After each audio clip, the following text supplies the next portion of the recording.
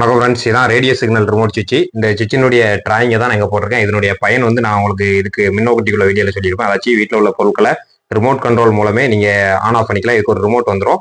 அந்த ரிமோட் கண்ட்ரோல்குள்ள சர்க்கியூட்டும் நான் அந்த டயக்ராமும் நான் போட்டிருக்கேன். ஏபிசிடி ஆன் ஆஃப் அப்படிங்க அந்த பட்டன் வந்து அந்த ரிமோட்டில் வந்துடும். இது வந்து கண்ட்ரோலு. இந்த கண்ட்ரோல் தான் இது. இதில் இருக்கக்கூடிய சர்க்கியூட்டை நான் அப்படியே டிராயிங்காக வரைஞ்சிருக்கேன். ஸோ சப்ளை 4 லோடு இதில் எடுத்துக்கலாம்.